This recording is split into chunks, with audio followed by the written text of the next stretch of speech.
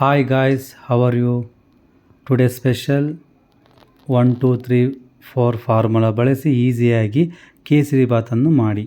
ಒಂದು ಕಡಾಯಿ ತೆಗೆದುಕೊಳ್ಳಬೇಕು. ಮೊದಲಿಗೆ ಲೋ ಫ್ಲೇಮಲ್ಲಿ ಕಾಯಿಸಿಕೊಂಡು ತದನಂತರ ಒಂದು ಬಟ್ಟಲಿನಷ್ಟು ತುಪ್ಪವನ್ನು ಅದಕ್ಕೆ ಹಾಕಿ ನಂತರ ಅದು ಚೆನ್ನಾಗಿ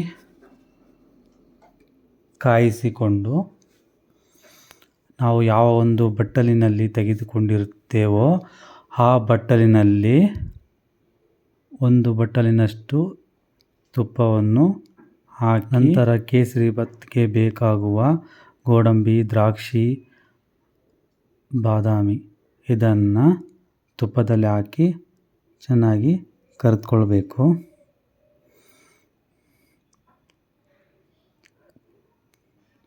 ನೋಡಿ ಎಷ್ಟು ಚಂದ ಆಗ್ತಾ ಇದೆ.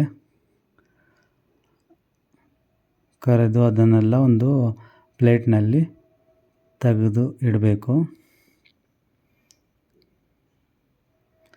ನಂತರ ಯಾವ ಬಟ್ಟಲಿನಲ್ಲಿ ನಾವು ತುಪ್ಪ ಹಾಕಿರ್ತೇವೋ ಅದೇ ಬಟ್ಟಲಿನಲ್ಲಿ 2 ಬಟ್ಟಲಿನಷ್ಟು ರವೆಯನ್ನು ತುಪ್ಪದಲ್ಲಿ ಹಾಕಿ ಚೆನ್ನಾಗಿ ಹುರಿಬೇಕು.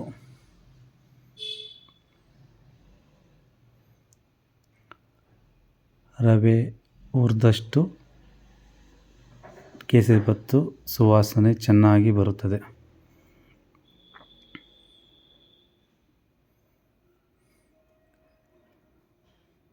ಆ ಉಂಡೆ ಆಗ್ತದೆಯಲ್ಲ ಅದೆಲ್ಲ ಸ್ಮೂತಾಗಿ ರವೆ ಕಲರು ಯೆಲ್ಲೋ ಕಲರ್ ಬರುತ್ತೆ. ಅಲ್ಲಿವರೆಗೂ ಸ್ವಲ್ಪ ಲೋ ಫ್ಲೇಮಾಗಿ ಅದನ್ನ ಹುರಿತಾ ಇರಬೇಕು.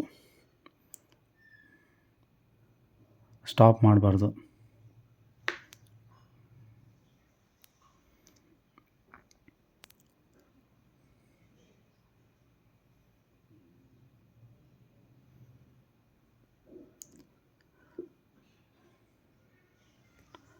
ನಂತರ 1 2 3 ಫಾರ್ಮುಲಾದ ಪ್ರಕಾರ 1ನೇ ಫಾರ್ಮುಲಾ 1 ಬಟ್ಟಲಿನಷ್ಟು ತುಪ್ಪ, 2ನೇ ಫಾರ್ಮುಲಾ 2 ಬಟ್ಟಲಿನಷ್ಟು ರವೆ ತೆಗೆದುಕೊಳ್ಬೇಕು, 3ನೇ ಫಾರ್ಮುಲಾ ಸಕ್ಕರೆ, ಇದಕ್ಕೆ ಶುಗರ್ ಆ್ಯಡ್ ಮಾಡಬೇಕು. ಅದು 3 ಬಟ್ಟಲಿನಷ್ಟು, ಅದೇ ಸಮ ಪ್ರಮಾಣದಲ್ಲೇ ಮಾಡಬೇಕು.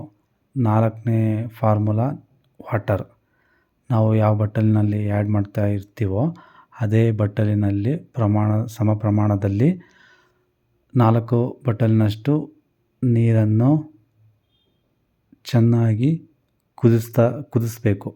ಕುದಿಸಿದಂತಹ ನೀರನ್ನು ಅದಕ್ಕೆ ಆ್ಯಡ್ ಮಾಡಬೇಕಾಗುತ್ತೆ.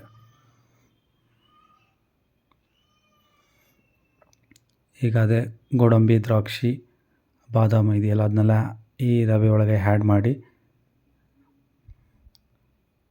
ನೋಡಿ. ಇವಾಗ ಸಕ್ಕರೆ ಹಾಕ್ತಾಯಿದ್ದೀವಿ.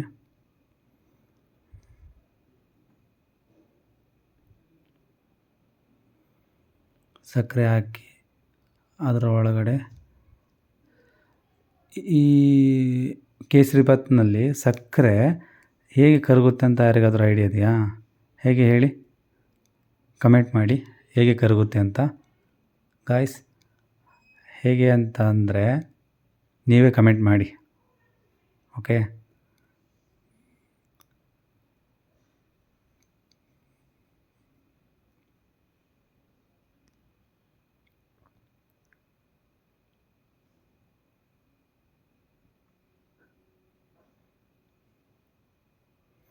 ಹೇಗೆ ಗೋಡಂಬಿ, ದ್ರಾಕ್ಷಿ ಎಲ್ಲ ಆ್ಯಡ್ ಮಾಡಬೇಕು. ಮತ್ತು ಬಿಸಿ ನೀರಿನಲ್ಲಿ ಫುಡ್ ಕಲರ್ ಮತ್ತು ಕೇಸರಿ ಫುಡ್ ಕಲರ್ನ ಹಾಕಿ ನೋಡಿ. ಹಾಕಿ ತುಂಬ ಹೊತ್ತು ಬಿಟ್ಟಿದ್ದೆ.